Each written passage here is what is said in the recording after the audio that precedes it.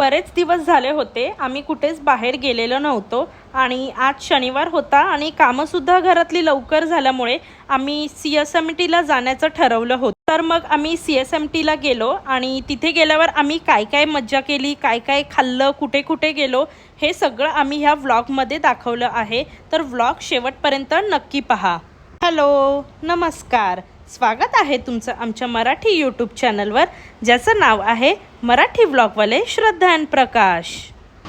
तर फ्रेंड्स, आता आपण पोचलेलो आहोत छत्रपती शिवाजी महाराज टर्मिनस रेल्वे स्थानकावर आणि रेल्वे स्थानकाच्या उजव्या बाजूला आपण उतरून घेत आहोत।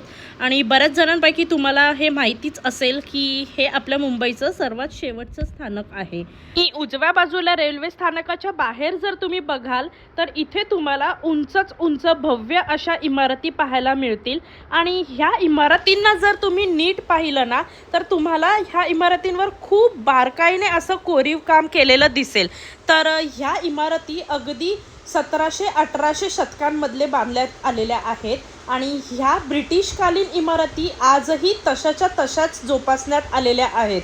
तर छत्रपती शिवाजी महाराज रेल्वे स्थानक आणि इतर काही ज्या इमारती आहेत ना त्यांना वर्ल्ड हेरिटेज साईट म्हणून घोषित करण्यात आलेलं आहे। CSMTला पोचेपर्यंत आम्हाला दुपारचे 1:30 वाजले होते आणि आम्हाला प्रचंड अशी भूक लागली होती। म्हणून मग आम्ही ठरवलं की इथे जे एक फेमस ठिकाण आहे पंचमपुरीवाला, तिथे जाऊन आपण मस्त असं जेवणाचा आस्वाद घ्यावा। तर ह्या ठिकाणी खूप छान टेस्टी अशी पुरी भाजी मिळते अगदी 1836 पासून। आणि एप्रिल मे महिन्यामध्ये ना इथे आमरस थाली मिळते, जी खाण्यासाठी लोक प्रचंड अशी गर्दी करतात। आणि व्हिडिओमध्ये सुद्धा तुम्ही बघू शकता की इथे सगळे जण रांगेमध्ये उभे आहेत। आम्ही सुद्धा इथे रांगेतच उभे होतो आणि समोर जे तुम्हाला क्लिप्स दिसले आहेत ना तर ह्या ठिकाणी हे पंचमपुरीवालाबद्दलचे न्यूजपेपरमध्ये आलेले आर्टिकल्स आहेत। तर असं म्हणण्यात येतं की पंचमपुरीवाला हे जे आहे ना ते आपलं CSMT स्थानक आहे त्याच्याही पेक्षा खूप जुनं आहे आणि साधारण पाऊण तासानंतर इथे आम्हाला आमचा नंबर लागला। तर आम्ही वरती बसायला आलो आणि खाली तुम्ही बघू शकता की एवढ्या प्रचंड उन्हामध्ये सुद्धा किती गर्दी आहे।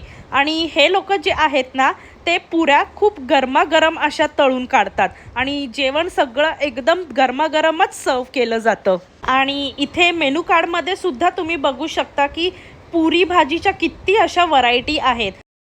आम्ही तर कन्फ्यूजच झालेलो की काय मागू आणि काय नाही। आणि हो, इथे जे प्राइजेस आहे ना ते सुद्धा खूप रिझनेबल आहेत आणि अगदी तुम्ही जर पाहिलं तर थालीमध्ये सुद्धा जे जेवण मिळतं ते देखील खूप टेस्टी आणि रिझनेबल आहे आणि त्यामध्ये सुद्धा भरपूर व्हरायटी आहेत बरं का।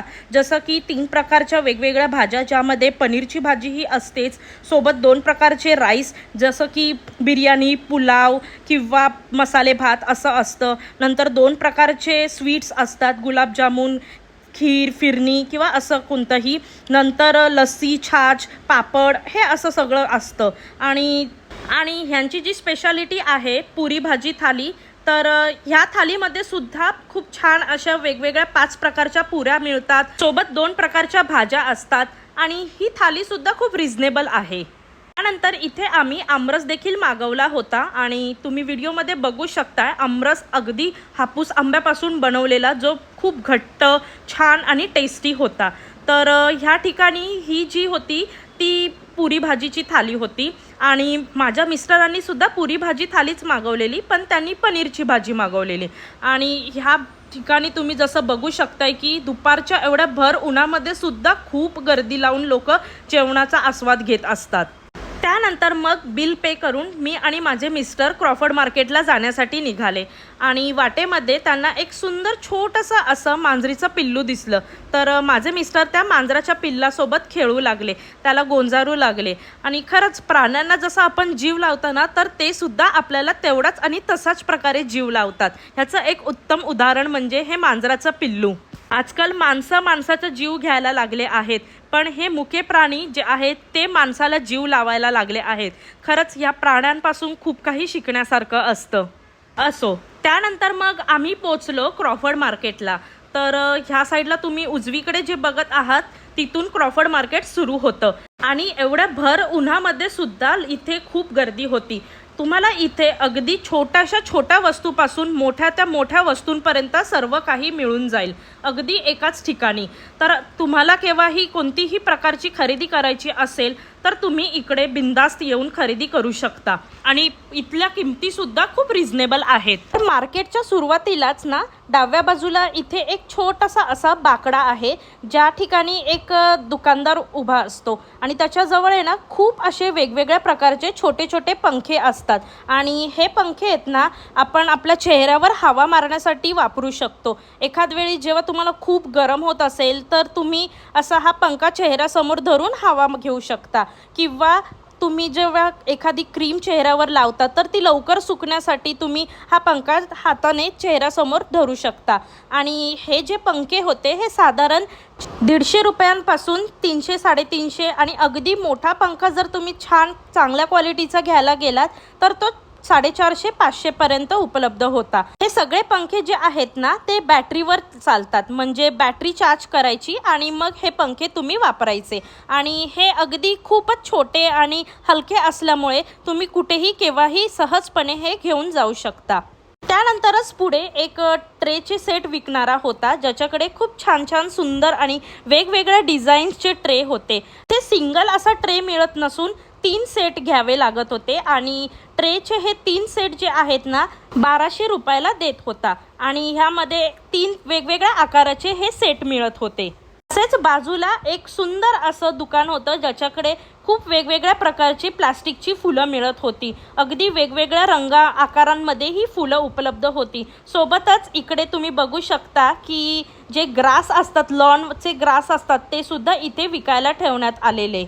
बाजूलाच एक प्लास्टिकच्या बॅग विकणारा होता आणि त्याच्याकडे खूप वेगवेगळ्या प्रकारचे असे प्लास्टिकच्या बॅग्स आणि ज्वेलरी ठेवण्यासाठीच्या बॅग्स होत्या ज्यामध्ये वेगवेगळे असे 5 7 8 कप्पे असणारे बॉक्सेस होते ज्याच्यात आपण आपले छोटमोठे कानातले किंवा जे आपले ब्रेसलेट्स असतात अंगठ्या असतात त्या ठेवू शकतो आणि ह्यांची किंमत साधारण 150 रुपयांपासून सुरू होत होती। त्यानंतर ह्याच्याकडे साडी किंवा ब्लाऊज जे असतात आपले ते ड्रेसेस जे असतात ते ठेवण्यासाठीच्या प्लास्टिकच्या बॅगसुद्धा उपलब्ध होत्या। ह्या बॅग्स ज्या आहेत ना त्यांच्या किमती साधारण 150 रुपयांपासून पुढे 500 रुपयांपर्यंत होत्या। अर्थातच जशी तुम्ही बॅग घ्याल त्यानुसार ह्याची किंमत कमी जास्त होत असते। मग आम्ही दुसऱ्या एका दुकानदाराकडे बॅग बघितली तर जी बॅग मगाशी आम्हाला 200 रुपयाला भेटत होती ना तीच बॅग ह्याच्याकडे 150 रुपयाला होती। तर आम्हाला 2 बॅग घ्यायच्या होत्या तर आम्हाला 300 रुपये झाले। अशा बॅग्समध्ये ना तुम्ही ड्रेसेस साड्या किंवा ब्लाऊज जे असतात ते ठेवू शकतात आणि ह्याच्यामुळे ना बरीचशी जागा आपली आहे ना कपाटामधली कमी होते आणि त्या ठिकाणी आपण बाकीच्या आपल्या इतर वस्तू ठेवू शकतो। नंतर समोरच मग एक क्रोकरीचं दुकान आम्हाला दिसलं आणि त्याच्याकडे ना वेगवेगळ्या प्रकारच्या छान अशा क्रोकरीज उपलब्ध होत्या आणि एक युनिक गोष्ट मला इथे पाहायला मिळाली जी तुम्हाला मी व्हिडिओमध्ये दाखवत आहे। हे एक किटलीसारखं होतं काचेचं होतं आणि त्याला खाली नळ सुद्धा होता ज्याच्यामध्ये तुम्ही शरबत किंवा चहा पिऊ शकता। त्यानंतर मग आम्ही इकडे कपडे सुकत घालण्याचे जे क्लिप्स असतात त्या दुकानामध्ये गेलेलो आणि हा जो बॉक्स आहे तो आम्हाला 80 रुपयाला पडला। मग आम्ही हे घेऊन पुढच्या दुकानामध्ये जायला निघालो। तर पुढे आम्ही आलो होतो आपल्या मनीष मार्केटमध्ये। हे मुंबईतलं खूप जुनं असं कपड्यांचं मार्केट आहे। इथे तुम्हाला खूप वेगवेगळ्या प्रकारच्या ड्रेस मटेरियल्स साड्या रेडीमेड कुर्तीज पाहायला मिळतात। तसेच पुरुषांसाठी ब्लेझर शेरवानी कुर्ता सूट्स शर्टिंगसाठी लागणारे मटेरियल इथे उपलब्ध आहे।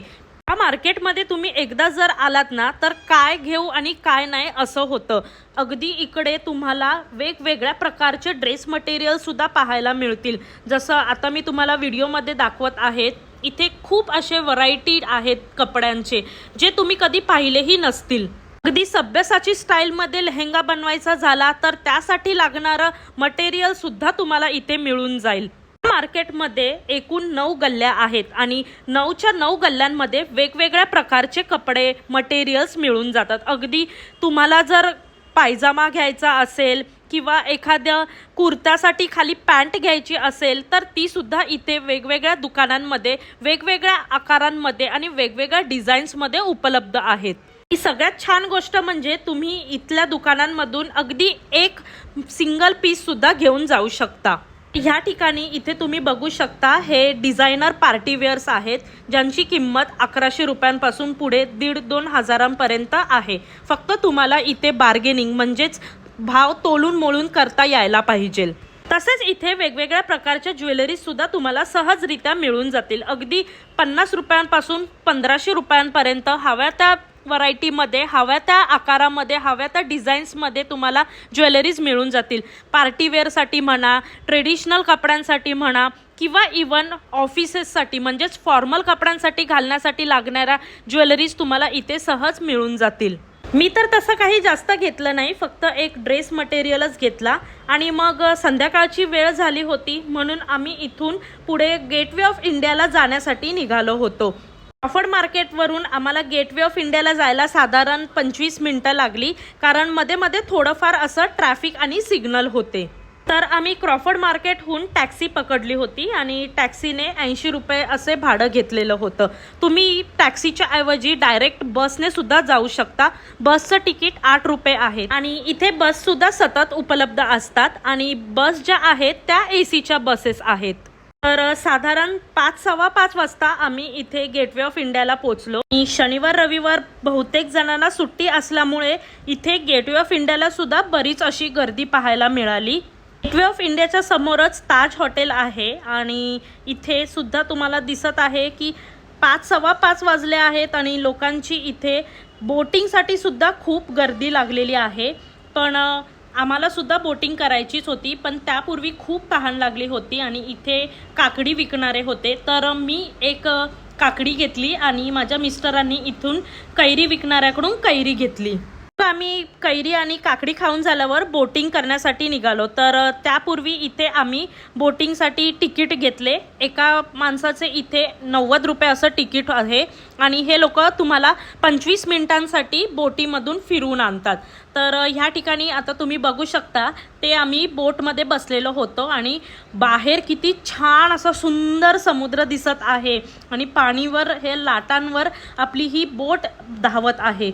बाहेर मस्त असं सुंदर खारे वारे वाहत होते आणि खरंच आपल्या रोजच्या ह्या भागदौडीच्या आयुष्यामध्ये वीकेंडला एखाद दिवशी असं पिकनिक करायला खरंच खूप छान वाटतं, अगदी रिफ्रेशिंग वाटतं। पूर्ण हफ्ताभराची जी थकावट असते ना ती सगळी निघून जाते आणि समुद्रकिनारी फेरफटका मारणे किंवा बोटिंग करण्यापेक्षा दुसरं काहीच असं सुंदर स्ट्रेस बस्टर नाही आहे असं मला वाटतं। आणि इथे मी खूप असे वेगवेगळे फोटोजसुद्धा काढले वेगवेगळे पोज देऊन। त्या समुद्राकडे पाहून तर असं वाटत होतं की जणू हा समुद्र आपल्याला समावून घेत आहे स्वतःमध्ये। अगदी नजर नाही जाणार इतक्या लांबपर्यंत हा समुद्र दिसत होता आणि संध्याकाळच्या वेळी ह्या समुद्राच्या लाटांवरून फिरण्याची काही वेगळीच मजा येत होती। तर तुम्ही जर कधी CSMTला आलात तर गेटवे ऑफ इंडियाला नक्की जा आणि बोटिंग करायला देखील विसरू नका। खरंच हा एक छान असा अनुभव आहे जो तुम्हाला देखील खूप आवडेल आणि आयुष्यभरासाठी लक्षात राहील। ह्या अशा रखरखत्या उन्हामधून संध्याकाळच्या ह्या वेळी असं समुद्र किनारी बसायला किंवा बोटिंग करायला खूप मजा येते। आम्ही अगदी योग्य वेळेला इथे बोटिंग करण्यासाठी आलो होतो। आम्ही अगदी योग्य वेळेस बोटिंग करायचा निर्णय घेतला, कारण बोटिंग करताना आम्हाला मस्त असा सनसेटचा व्ह्यू सुद्धा पाहायला मिळाला। लाटांवरून बोट प्रवास करत असतानाच समोरच कधीही न थांबणारं असं मुंबई शहर पाहायला वेगळंच वाटत होतं। हे शहर सगळ्यांना आपलंसं करतं हे अगदीच खरं आहे। तर 25 ते 30 मिनिटं झाली होती आणि आमची बोट जी आहे ती किनाऱ्यावर येऊ लागली होती। बोटिंग करत असताना वेळ कधी आणि कसा निघून गेला हे कळलंच नाही। शेवटी सुरू केलेला प्रवास हा कुठे ना कुठे येऊन थांबतोच आणि अशा प्रकारे आमची बोट जी आहे ती किनाऱ्यावर येऊन थांबली। त्यानंतर आम्ही गेटवे ऑफ इंडियाला बाजूलाच एक कट्टा आहे बसण्यासाठी, तर तिथे बसून आम्ही खूप सारे असे फोटोज क्लिक केले। त्यानंतर मग सुमारे 7-7:15 वाजता आम्ही परत येण्यास निघालो। आम्ही येताना बसनेच आलो, कारण तिथे समोरच बस स्टॉप होता आणि बससुद्धा लागलेली होती। आणि त्यानंतर मग साधारण 15 ते 20 मिनिटांमध्येच आम्ही CST स्टेशनला पोचलो आणि आम्हाला थोडी अशी भूकसुद्धा लागली होती. समोरच आराम वडापावचं दुकान दिसलं. योगायोगच म्हणावा की आम्हाला इथला वडापाव खायला मिळाला, कारण खूप दिवसांपासून आमची इच्छा होती की इथला वडापाव एकदा तरी ट्राय करावा. तर इथे जो वडा असतो ना तो खरंच खूप मोठ्या साईजमध्ये देतात आणि वडासोबत ते लोक पावाला चटणी लावतात. 2 प्रकारच्या चटण्या असतात, ज्या घरगुती चटण्या असतात, आणि मिरचीसोबत हे लोक वडापाव सर्व करतात. वडापाव विकत घेण्यासाठी खूप गर्दी असते आणि 2 लाईनी लावाव्या लागतात. एका लाईनमध्ये तुम्हाला कुपन घ्यायचं असतं आणि दुसऱ्या लाईनमध्ये ते कुपन देऊन तुम्ही वडापाव घेऊ शकता. तिथेच आम्ही उभं राहून हा वडापाव देखील खाऊन घेतला आणि खरंच मुंबई शहर कधीच थांबत नाही हे जे बोलताना ते इकडे आम्ही उभं राहून अगदी अनुभवलं. च्या समोर सतत धावणाऱ्या गाड्या, धावणारे लोक आणि धावणारी जीवनशैली ह्या मुंबई शहरामध्ये पाहायला मिळते. त्यानंतर मग CSMT रेल्वे स्थानकावरून आम्ही आमच्या घरी येण्यासाठी परत निघालो आणि ट्रेनमध्ये आम्ही लुडो खेळून टाइमपास केला आणि रात्रीच्या 8:30 वाजता आम्ही आमच्या घरी परतलो. तर आजचा हा मिनी व्लॉग तुम्हाला कसा वाटला हे आम्हाला लाईक, शेअर आणि कमेंट करून नक्की कळवा. तसेच आमचे नवनवीन व्हिडिओज पाहण्यासाठी बेल आयकॉनवर क्लिक करून चॅनलला सबस्क्राईब करायला देखील विसरू नका. लवकरच भेटूया पुढच्या व्हिडिओमध्ये. तोपर्यंत बाय.